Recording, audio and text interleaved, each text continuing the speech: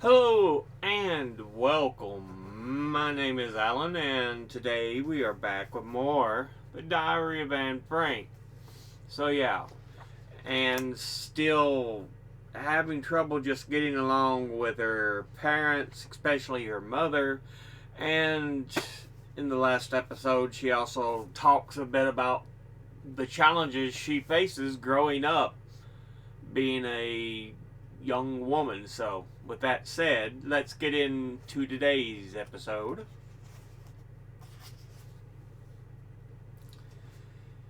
Sunday, March the 19th, 1944. Dearest Kitty, yesterday was a very important day for me.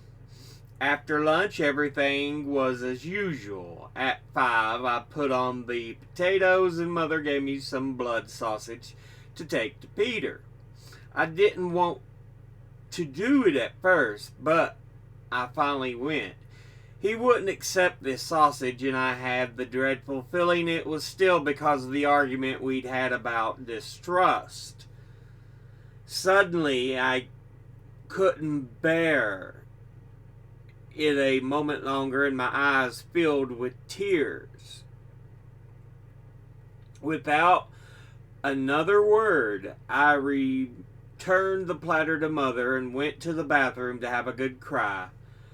Afterward, I decided to talk things out with Peter. Before dinner, the four of us were helping him with a crossword puzzle, so I couldn't say anything. But as we were sitting down to eat, I whispered to him, "Are you going to practice your shorthand tonight, Peter?"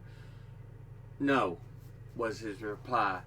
"I'd like to talk to you later on." He agreed. After the dishes were done, I went to his room and asked if he'd refuse the sausage because of our last quarrel. Luckily, that wasn't the reason. He just thought it was bad manners to seem so eager. I had been very hot downstairs and my face was as red as a lobster. So after taking down some water for Margot, I went back up to get a little fresh air. For the sake of appearances, I first went and stood beside the Von Don's window before going to Peter's room. He was standing on the left side of the open window, so I went over to the right side. It's much closer, or much easier to talk next to an open window in semi-darkness than in broad daylight. And I think Peter felt the same way. We told each other so much, so very much, that I can't repeat it all, but it felt good. It was the most wonderful evening I've ever had in the annex. I'll give you a brief description of the various subjects we touched on. First, we talked about the quarrels and how I see them in a very different light these days, and then about how we've become alienated from our parents. I told Peter about Mother and Father and Margot and myself. At one point he asked, "You always give each other a goodnight kiss, don't you?" "One, dozens of them? You don't, do you?" "No, I've never really kissed anyone." "Not even on your birthday?" "Yeah, on my birthday I have." We talked about how neither of us really trust our parents and how his parents love each other a great deal and wish he'd confide in them, but that he doesn't want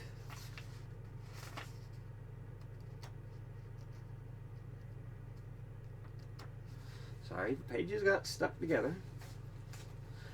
2. How I cry my heart out in bed and he goes up to the loft and swears. How Margot and I have only recently got to know each other and yet still tell each other very little since we're always together. We talked about every imaginable thing about trust, feelings, and ourselves. Oh, Kitty, he was just as I thought he would be. Then we talked about the year 1942 and how different we were back then. We don't even recognize ourselves from that period, how we couldn't stand each other at first. He thought I was a noisy pest, and I'd quickly concluded that he was nothing special.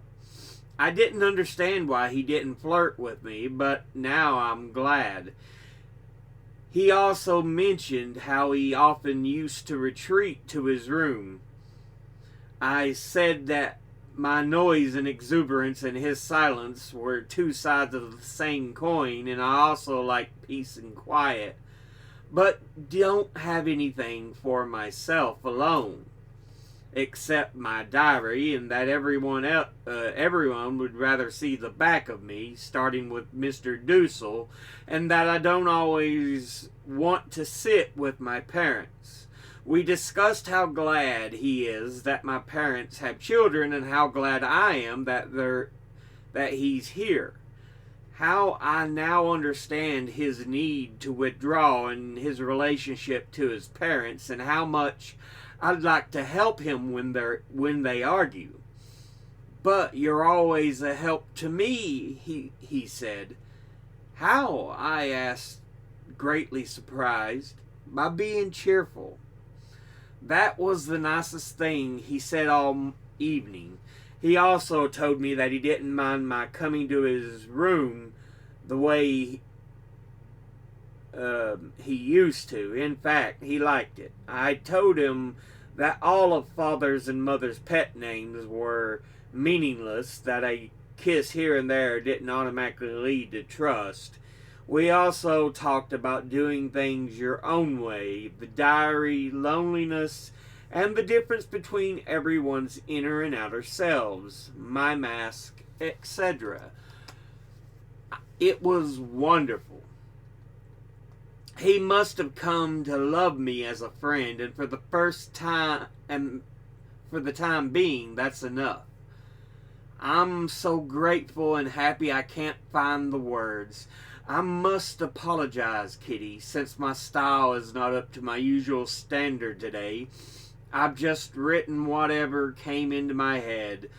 I have a feeling that Peter and I share a secret. Whenever he looks at me with those eyes, with that smile and that wink, as if it's as if a light goes on inside me. I hope things will stay like this and that, and we'll have many, many more happy hours together. Your grateful and happy Anne. Monday, March the 20th, 1944. Dearest Kitty, this morning Peter asked me if I'd come again one evening. He swore I wouldn't be disturbing him, and said that where there was room for one, there was room for two. I said I couldn't see him every evening, since my parents didn't think it was a good idea, but he thought I shouldn't let that bother me.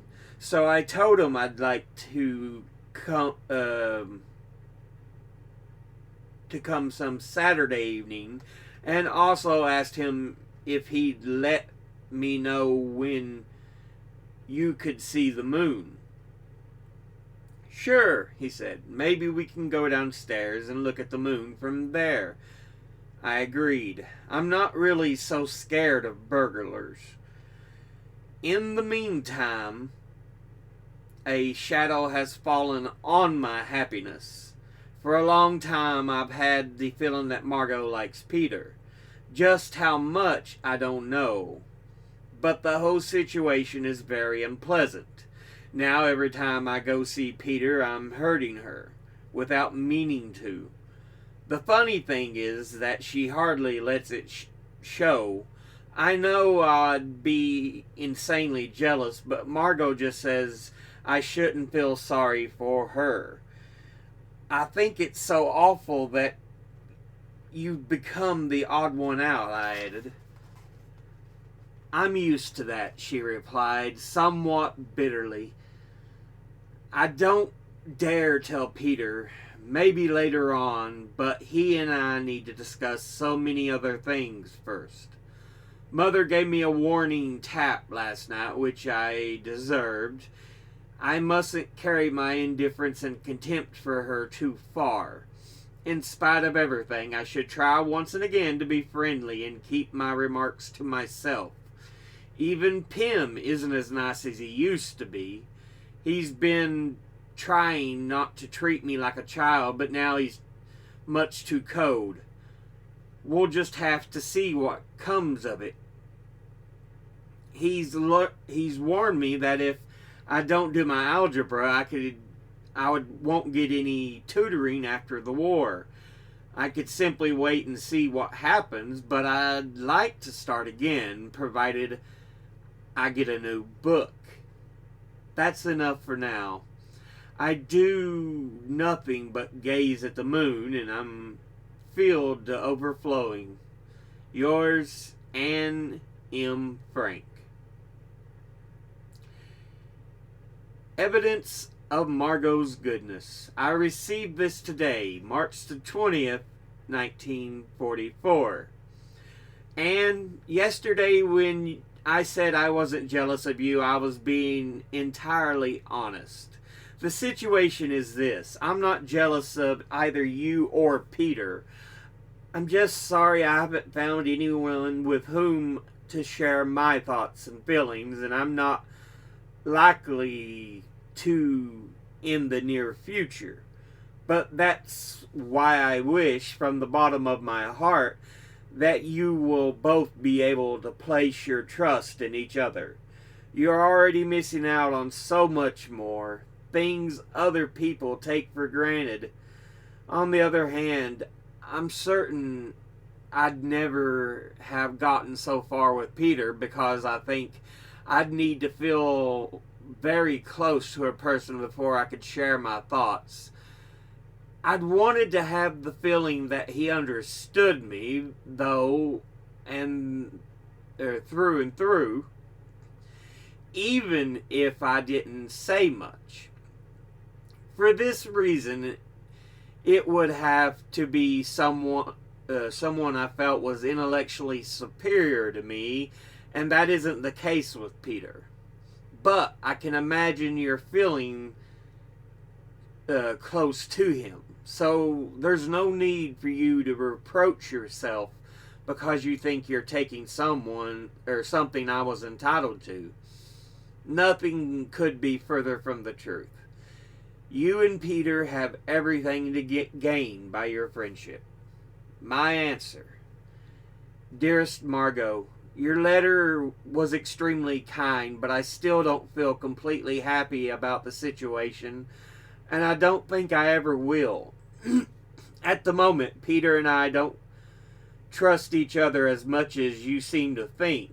It's just that when you're standing beside an open window at twilight, you can say more to each other than in the bright sunshine. It's also easier to whisper your feelings than to shout them from the rooftops. I think you've begun to feel a kind of sisterly affection for Peter and would like to help him just as much as I would. Perhaps you'll be able to do that someday, though it's not the kind of trust we have in mind. I believe that trust has to come from both sides. I also think that's the reason why Peter and I have never really grown so close. But let's not talk about it anymore. If there's anything you still want to discuss, please write, because it's easier for me to say what I mean on paper than face to face. You know how much I admire you, and only hope that some of your goodness and Father's goodness still rub off on me, or will rub off on me, because in that sense, you two are a lot alike. Yours, Anne. Wednesday, March the 22nd, 1944. Dearest Kitty, I received this letter last night from Margot.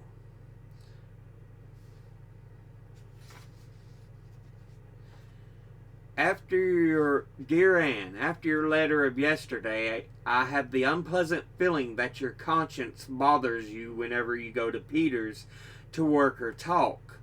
There's really no reason for that. In my heart, I know there's someone who deserves my trust, as I do his, and I wouldn't be able to tolerate Peter in his place. However, as you wrote, I do think of Peter as a kind of brother, a younger brother. We've been sending out fillers, and a brotherly and sisterly affection may or may not develop at some later date, but it's certainly not reached that stage yet. So there's no need for you to feel sorry for me. Now that you've found companionship, enjoy it as much as you can. In the meantime, things are getting more and more wonderful here. I think, Kitty, that true love may be developing in the annex. All these jokes about marrying Peter if we stayed here long enough weren't so silly after all. Not that I'm thinking of marrying him, mind you. I don't even know that he'll be like, or what he'll be like when he grows up, or if we'll even love each other enough to get married. I'm sure now that Peter loves me too. I just don't know in what way. I can't figure out if he wants only a good friend, or if he's attracted to me as a girl or as a sister. When he said I always helped him with when his parents were arguing, I was tremendously happy. It was one step toward making me believe in his friendship. I asked him yesterday if what he'd do if there were a dozen Anns who kept popping in to see him. His answer was, if they were all like you, it wouldn't be so bad. He's extremely hospitable, and I think he really likes to see me. Meanwhile, he's been working hard to learning French, even studying in bed until 10:15. Oh, when I think back to Saturday night to our lovely words, our voices, I feel satisfied with myself for the very first time. What I mean is, I'd still say the same and wouldn't want to change a thing the way I usually do. He's so handsome, whether he's smiling or just sitting still. He's so sweet and good and beautiful. I think what surprised him most about me was when he discovered that I'm not at all superficial, worldly, and I appear to be but a dreamer, like he is, and just as many troubles. Last night after the dinner dishes, I waited for him to ask me to stay upstairs, but nothing happened. I went away. He came downstairs to tell Dussel it was time to listen to the radio and hung around in the bathroom for a while. And when Dussel took too long, he went back upstairs. He paced up and down his room and went to bed early. The entire evening I was so restless I kept going to the bathroom to splash cold water on my face. I read a bit, daydreamed some more, looked at the clock, and waited, all the while listening to his footsteps. I went to bed early, exhausted. Tonight I have to take a bath, and tomorrow's so far away. Yours, Anne M. Frank. My answer. Dearest Margot, I think the best thing is simply to wait and see what happens. It can't be much longer before Peter and I will decide whether to go back to the way we were or do something else. I don't know how it'll turn out. I can't see any farther than the end of my nose. But I'm certain of one thing. If Peter and I do become friends, I'm going to tell him you're also very fond of him and are prepared to help him if he needs you. You wouldn't want me to, I'm sure, but I don't care. I don't know what Peter thinks of you, but I'll ask him when the time comes. It's certainly nothing bad. On the contrary, you're welcome to join us in the attic or whenever or wherever we are. You won't be disturbing us because we have an unspoken agreement to talk only in the evenings when it's dark. Keep your spirits up. I'm doing my best, though it's not always easy. Your time may come sooner than you think. Yours, Anne. Thursday, March the 23rd, 1944. Dearest Kitty, things are more or less back to normal here. Our coupon men have been released from prison, thank goodness. Miep's been back since yesterday, but today it was her husband's turn to take to his bed. Chills and fever, the usual flu symptoms. Bep is better, though she still has a cough, and Mr. Kleiman will have to stay home for a long time. Yesterday, a plane crashed nearby. The crew was able to parachute out in time. It crashed on top of a school, but luckily there were no children inside. There was a small fire and a couple of people were killed. As the airmen made their descent, the Germans sprayed them with bullets. The Amsterdammers who saw it seethed with rage at such a dastardly deed. We, by which I mean the ladies, were also scared out of our wits. Brr! I hate the sound of gunfire. Now about myself. I was with Peter yesterday, and somehow, I honestly don't know how, I've wound up talking about sex. I'd made up my mind a long time ago to ask him a few things. He knows everything. When I said that Margot and I weren't very well informed, he was amazed. I told him a lot about Margot and me, and mother and father, and said that lately I didn't dare ask them anything.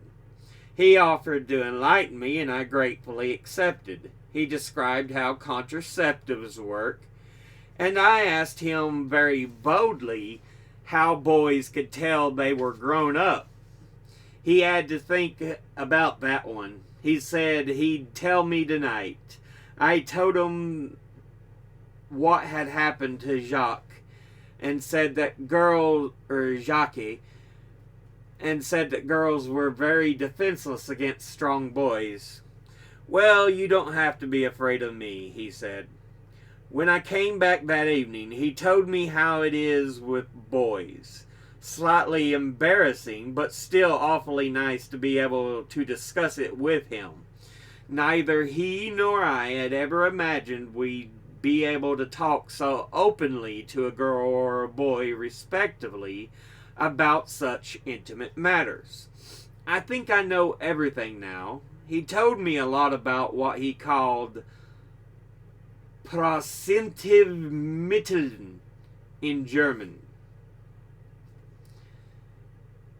That night in the bathroom, Margot and I were talking about Brahm and Trees, two friends of hers. This morning I was in for a very nasty surprise. After breakfast, Peter beckoned me upstairs. That was a dirty trick you played on me, he said. I heard that you and Margot were saying in the bathroom last night. I think you just wanted to find out how much Peter knew and then have a good laugh. I was stunned. I did everything I could to talk him out of that outrageous idea. I could understand how he must have felt, but it just wasn't true. Oh no, Peter, I said. I'd never be so mean. I told you I wouldn't pass on anything you said to me, and I won't. To put on an act like that and then deliberately be so mean? No, Peter, that's not my idea of a joke. It wouldn't be fair. I didn't say anything.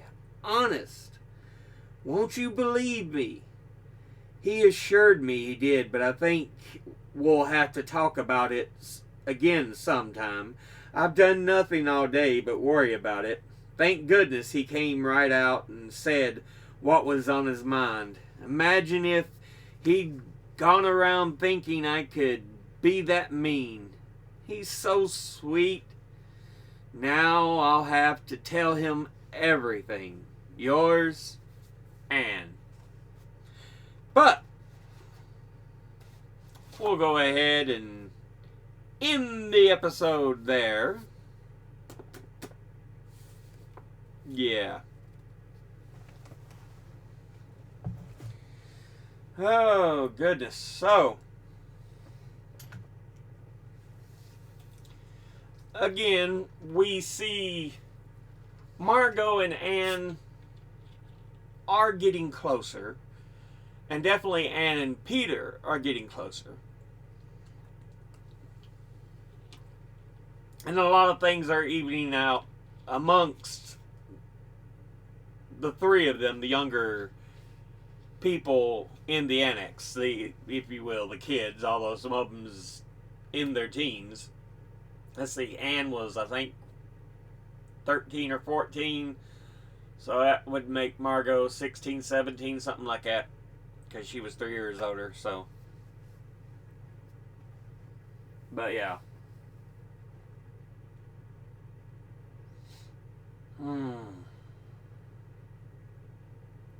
You can only imagine growing up in that situation. I mean, you're going through so much in life anyway at that age. Everything's constantly changing just from life and puberty and everything else, because you're not only developing physically, you're developing mentally. You know, things are constantly in flux, as it were. So yeah. It's clear she still cares about her father, although she feels he's being so much more aloof, as she said, so cold towards her now. But yeah. They talk about her and Peter actually get into a bit of a conversation about sex. And it's nothing bad. It's just basic stuff. They talk about contraceptives. And as it was said, what Peter called in German Placentivmitteln,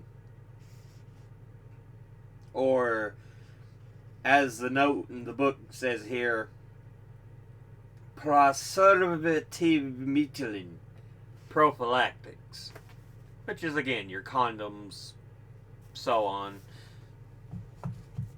your different methods of preventing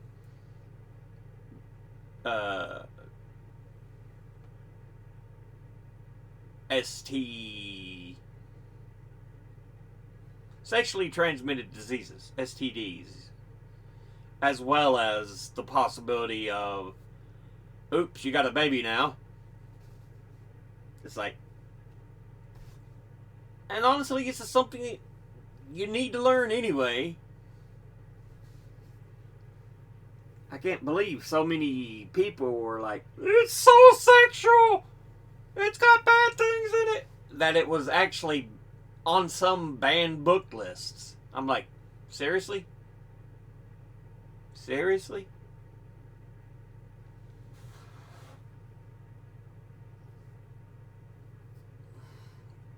This is about growing up, about life, all while being in a dangerous situation that's restricting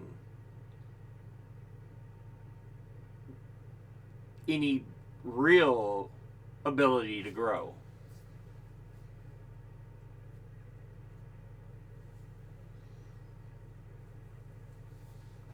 Yeah. They also talk about the downing of a plane. I think they said it was a British plane, but yeah, as it was going down, the Germans sprayed it with bullet fire. It crashed into the school.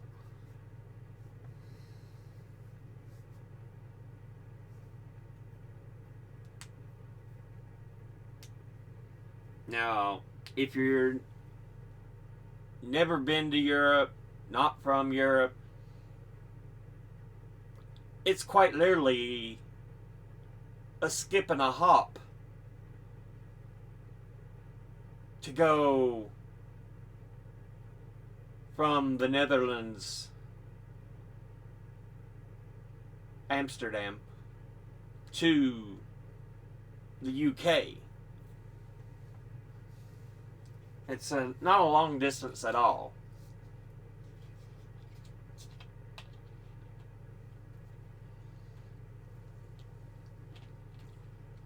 And so I'm sure reconnaissance flights were a commonality at that point, trying to assess things.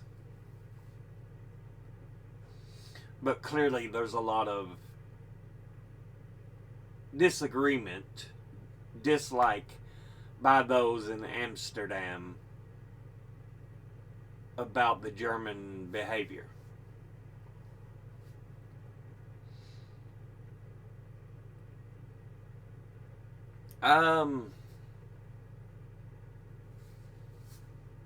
But yeah.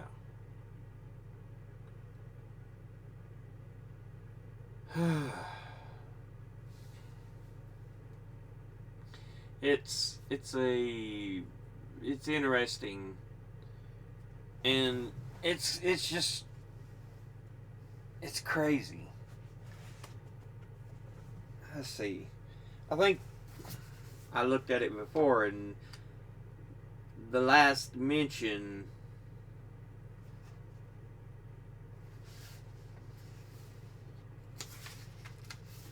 was in like mid to late 44. Yeah. So we're already in March, so we're not too far away from the end. 235.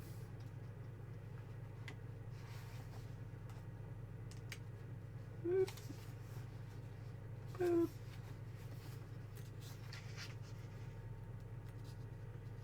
To 341. So we got 106 pages. Pretty good, I think. We're getting done with the Diary of Anne Frank.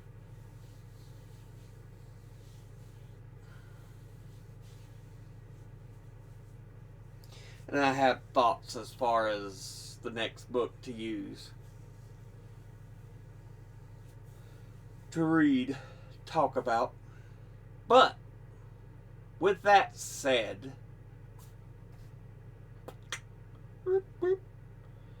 educate thyself. Think, read, study, learn. Someone tells you something you have trouble believing, ask them to cite their sources. Thank you all for watching. I'll see you all in the next one. Until then, later.